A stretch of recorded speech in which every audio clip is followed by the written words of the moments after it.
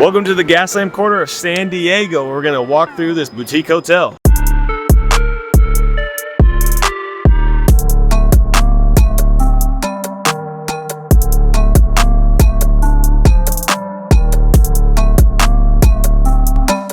All right, so we're here today in the middle of San Diego with Morgan Hampel, and they've got a really cool boutique hotel project that they're about to start the renovations on. 6 huge rooms. Instead of doing smaller rooms, it's going to be doing big rooms that sleep, 10, 12, up to 16 people. Yep, exactly. Bedroom count. So tell me where we're at. Like, what's this thing? So we're on 5th and Broadway in the heart of the Gaslamp Quarter, San Diego. We acquired 2 buildings recently, so 933 and 939 5th Avenue. Plan is to restore what was a Prohibition era. It was actually a brothel, restaurant, and speakeasy back into a owner-operated hotel, and then we're going to triple net lease the ground floor and basement to a restaurant bar operator. So now instead of not just boutique hotels, we talk brothels, illegal booze selling. If those walls could talk, right? Yeah, no kidding. So I really like the idea of this project, being here, seeing it, knowing the plans that they're gonna, basically tear out this street and make it all walkable. So like the foot traffic that you guys are gonna have here, just the natural demand of San Diego, like a very unseasonal market, consistent demand. You got the sports teams, and this all gonna be like the center of the Gaslamp District, which pulls everybody in. You guys are gonna be right here, have the restaurant, have the speakeasy, get people off the street, and then see the rooms. So super cool, excited to see it. So let's go check it out.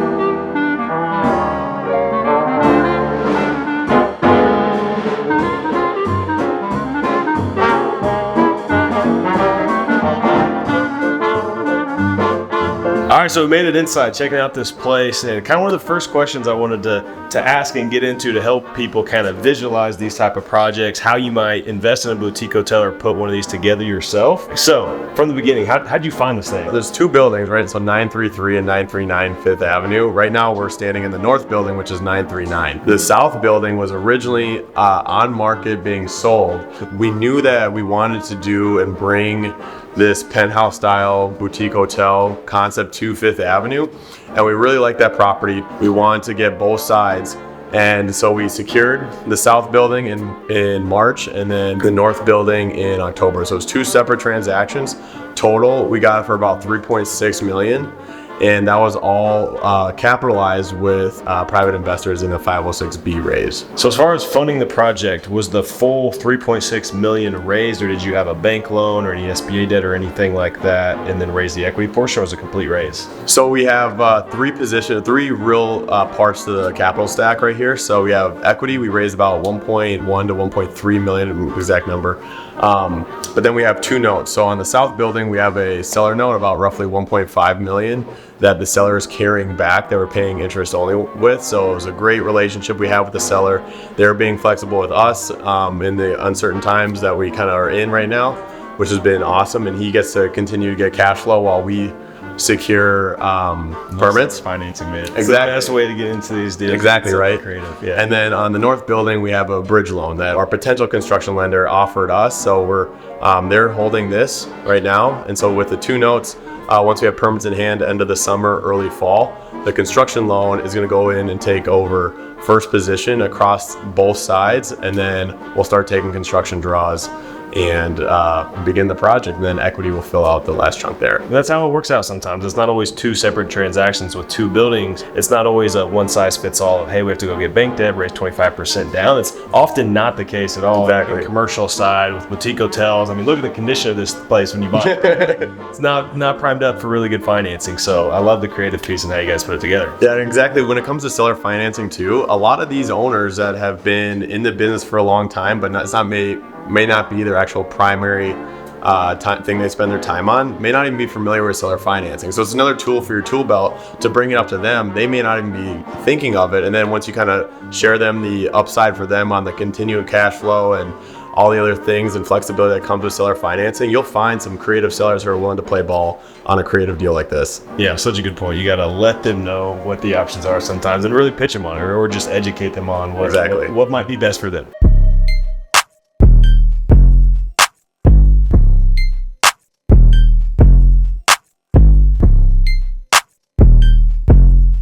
All right, so we're downstairs on the ground level, and this is where the restaurant space is going to be, and there's also going to be a speakeasy in the basement. So I just want to hear about like the operations plan and how it all is going to come together at this place. So each one of the floor plates is roughly 2,100 square feet. So this right here, looking back, that's the main entrance. And then coming through into here is where a lot of the seating is going to be for the restaurant. There's going to be an archway right here over to the right, which is going to connect the second half of the restaurant to that additional 2,100 square foot floor plate. And then we're working with our potential tenants to figure out how we want to design the speakeasy, because we also have 2,100 square feet of usable basement space right below us, which was a illegal speakeasy back during the Prohibition about 100 years ago. We're working with our retail brokers right now, bringing in tenants just every few weeks, figuring out who's going to be a good partner to execute the business plan. So we'll lease out the space. It'll be a triple net lease, and we'll owner operate the hotel and then partner with our restaurant bar operator downstairs. And one of the cool things that you guys are doing here is the TI, or the tenant improvement plan, or TIP, some people call it. So can you explain that and how that's going to work into the project and your renovation for that lessee that you bring in? Before we get anybody to wet ink sign a lease, typically what they want to see on the tenant side is how are we going to help them execute their business plan. So what we're going to provide is the initial cold shell, which is going to outline where the grease trap, hood, all those specific details. They'll know what the blank canvas is going to look like. But on top of that, we're also going to be providing anywhere from $100 to $150 per square foot allowance. Also, it incentivizes top tier operators to come work with us, because we're going to help lessen the construction costs for them. We're going to be looking to secure a 5 to 7 year lease for the property, and it being a triple net complete lease, they're going to pay their pro rata share of property taxes, insurance, common area maintenance, and property management. Super cool. And I say this all the time, like, you don't want to start with a boutique hotel and have all these different revenue streams. But what Morgan and his team are doing is incorporating an expert in that space, like an operator, to lease the space to where hotel operations, the alcohol licenses, the food licenses, the hiring, the food prep, all that stuff is handled by them, but the lessee will handle that, but they'll be able to have the income from that space. And then really what it will do is help sell the rooms as well. Exactly. So it's such a good, mutually beneficial business plan to have those other revenue streams,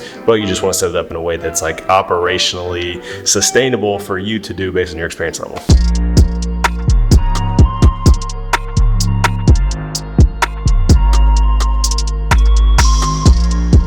All right, so we walked through and kind of seen the layout of the property so far on the top level right now, looking over the Gaslamp District. So you're kind of telling us that this is going to be 2 units up here, but kind of explain the plan, where the project's at now in this space. Yeah, so overall in all of Gaslamp District, there's about 4,000 hotel units. As opposed to trying to fight and be a small fish in a big pond, we're really targeting a niche market of doing high occupancy units only. So we're doing 6, 4, 5, and 6 bedroom penthouse style suites, like as opposed to your double queen rooms or single king. Exactly. Less bigger units. Exactly. So average size of the units is going to be right around 1,250 square feet. As of right now, we have architecture's done, design and branding is all done. Our permit submission is actually into the city right now, so we're going through the back and forth right now on comments, fixes, right? We're hoping to have permits in hand actually end of the summer, and then starting construction first thing in the fall. That'd be awesome, man. Starting to see this place come together. Exactly.